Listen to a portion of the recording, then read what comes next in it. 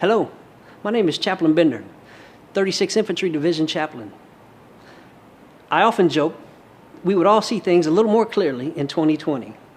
Well, few things bring clarity and focus quite like a pandemic. Bruce Lee said, "Sorrows are our best educator. A man can see further through a tear than a telescope." What is it we're supposed to learn and see in this crisis? Well, of the many things, let me suggest this one: that outer chaos need not disturb our inner peace.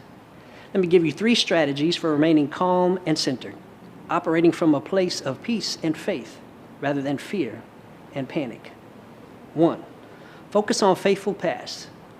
David was able to rise up with courage to confront the giant Goliath because he had already killed a lion and a bear while guarding his father's sheep. And he said, "The Lord who delivered me from the paw of the lion and from the paw of the bear will deliver me from the hand of the Philistine." Focus on faithful pasts. 2nd, focus on finding ponies. And by that I mean remaining optimistic. A pessimist will say, things cannot get any worse. An optimist will say, oh, yes, they can. That's not the kind of optimism I'm referring to. I'm referring to the optimism demonstrated by the young boy who was given a pile of manure by his father for Christmas to teach him that life wasn't always rainbows and roses.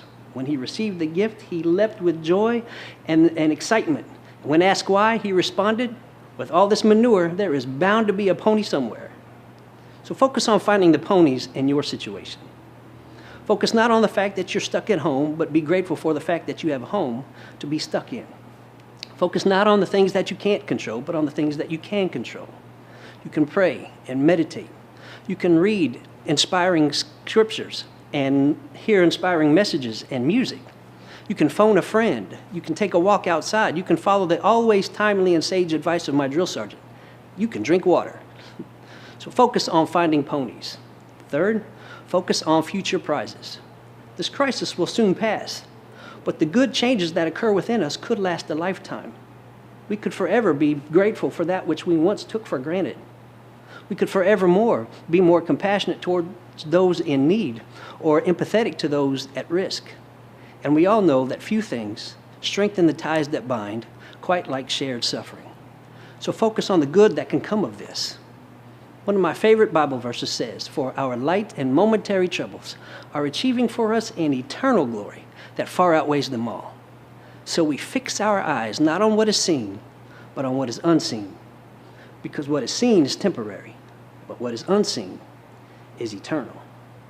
If you will focus on faithful pasts, finding ponies, and future prizes, you will find yourself in the midst of chaos, calm and centered, operating from a place of peace and faith rather than fear and panic. And remember, viruses are not the only things that are contagious. Courage is contagious. Kindness, generosity, and compassion are contagious. Faith, hope, and love are contagious.